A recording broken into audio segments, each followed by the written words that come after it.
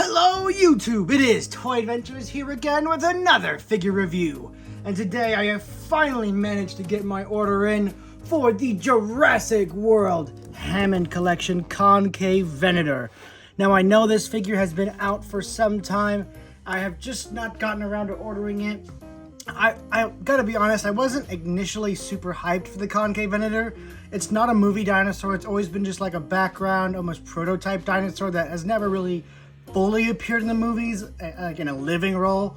We all know that in Fallen Kingdom, that it appeared in the museum as a prop, but it was never actually alive in the movies. So I found this release to be very strange.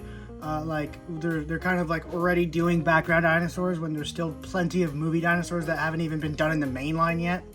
Well, still, I have managed to get one just after the fact, after all the hypes kind of died down. I decided, you know what, it is another posable dinosaur, so why not get it? I do have an order in for the Ankylosaurus. I don't know when that will ship, but hopefully soon, so we can get our Anky over here. But for now, we have our Concavenator. I actually did not know this was coming today. This was a total surprise. I just ordered it and it said it might arrive in a couple months, and then it just randomly arrived at my door.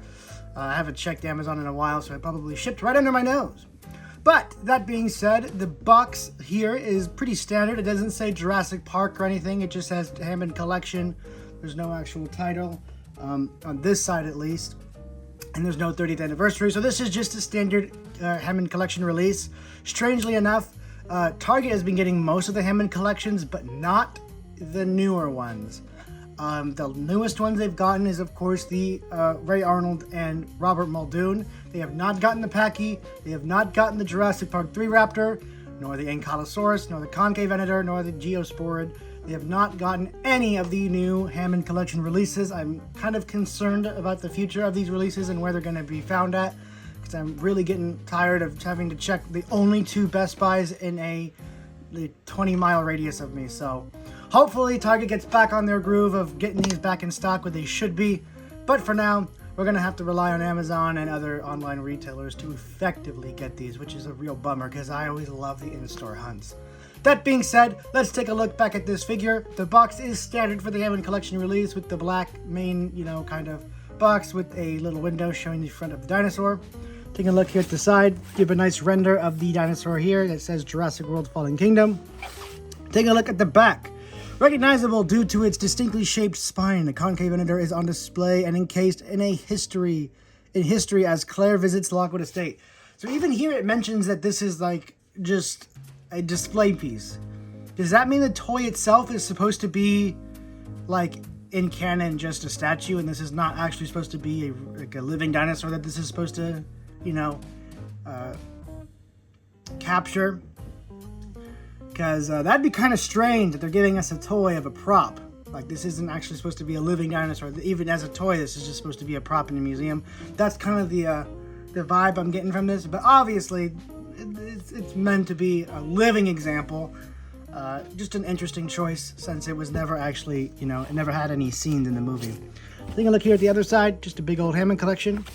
And that is pretty much it for the box. Let's go ahead and crack this guy open and see how cool this figure is. And here we have the beautiful Concavenator out of her box.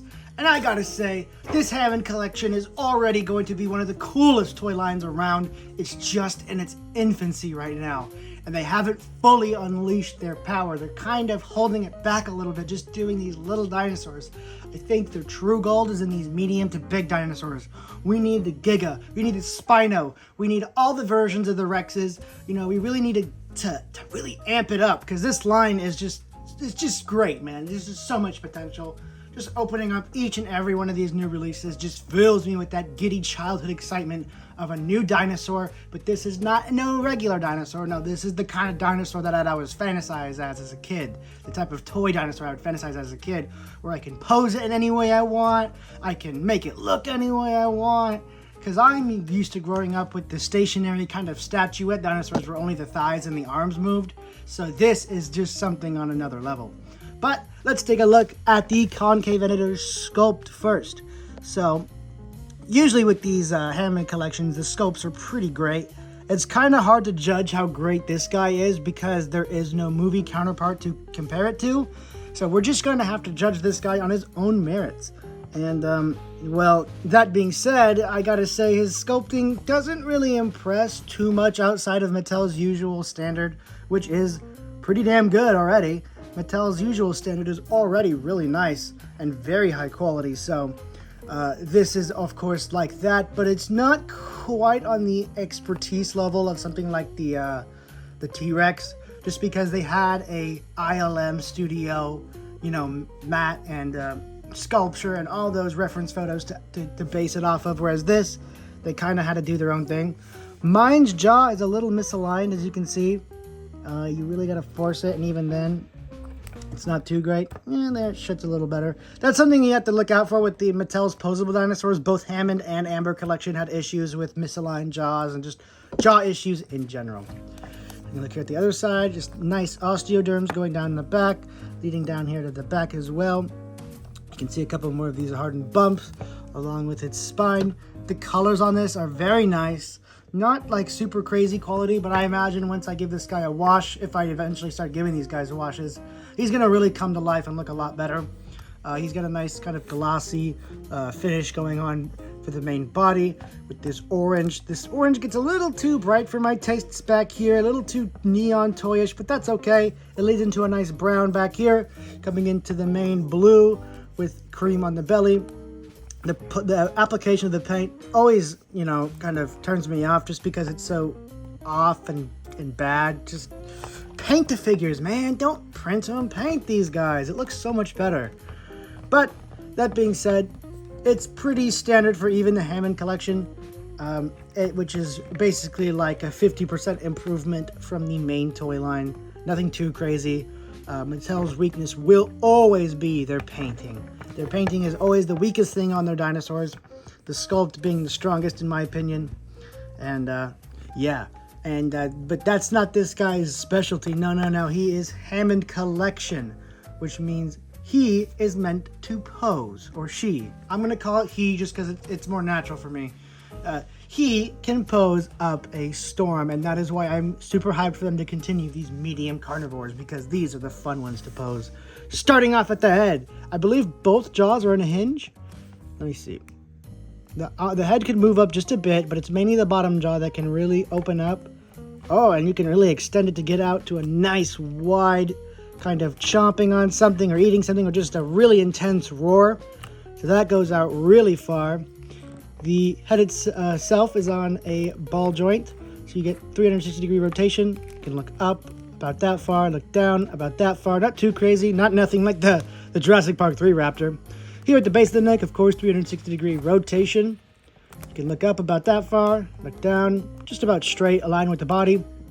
Down here at the arms, you have a hinge and rotation at the shoulder. So you can actually hinge up quite a fair bit. Hinge down just about parallel with the body, 360-degree rotation. Down here at the elbow, you can bend up quite a bit, about to a 90-degree angle. You can bend down pretty far down, looking like a broken arm again. And with the wrist, again, 360-degree rotation. You can move up about that far, move down just about there. So subtle movements in each joint, but add them all together and they do create a nice fluid amount of motion in this guy. Sadly, there's no mid-body articulation. I really wish they would have put a ball joint right here in the mid-body so you can turn him from left to right like the T-Rex. Here at the thighs, you get a pretty stiff joint. What you want that, it ratchets into place. You really want that for these figures. I really wish they did that on the Rex. Hopefully for the new Rex coming up, they added stronger hinge and ratcheted joints in the thighs. Here at the knee, you can kick out to about there. Not too crazy. Move back just about to where the calf muscle pushes into the sculpt. And of course, 360-degree rotation. Coming down here to the shin. You can pull out just about there for those really dynamic running poses. And it can push up all the way up into there. And of course, you already know the deal, 360-degree rotation. With the foot, you can kick up about that far. Kick down just about to there. So you get a ton of movement in both the arms and legs. So you can get this guy standing no matter where he is, on uneven surface, on even surface. These Hammond collections do pretty good for not having super ginormo feet. I mean, this is still kind of on the large side, but not nearly like the main line. I'm very happy with it. It looks very nice. Still, the proportions are kind of snub. Like, I feel like his body should be longer, his tail should be longer. That's just something that Mattel does. I don't know if it's to fit in the box or to save on plastic. I just know I don't like it.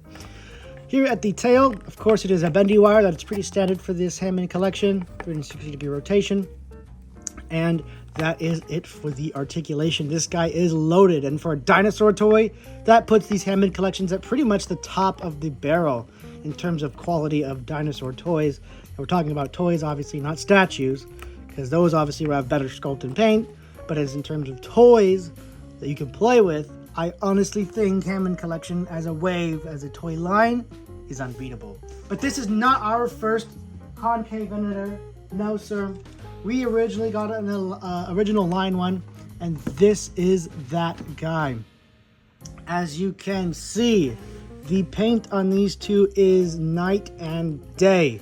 This one does not have nearly as much of the red on it. It's also a much darker color and has different painting different paint schemes entirely going down here on the back of the body, whereas this guy goes for the much more bright and vibrant orange. Obviously, the articulation difference, we all know that.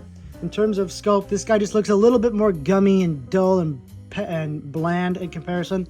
Although his arms and feet look really, really good. They're really nicely defined. But overall, it is obviously going to be the Hammond collection for the win.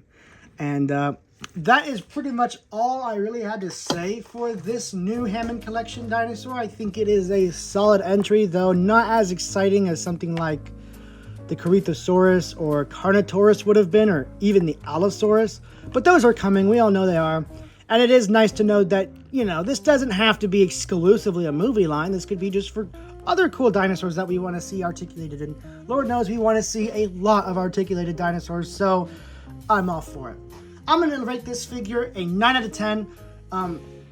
Just not fully 10 out of 10 because it doesn't wow me. It's just a great figure, a great figure, and I'm super happy to have it. You will be seeing this guy in future movies. You can count on that, because any Hammond collections I love to use just because they're so much fun to film with and such a joy to film with. So, 9 out of 10 for this figure. Next up, hopefully, will be the Ankylosaurus or Pachycephalosaurus. So guys, that has been it for this review. Thank you all so much for watching, and I will see you guys in the next video. Peace.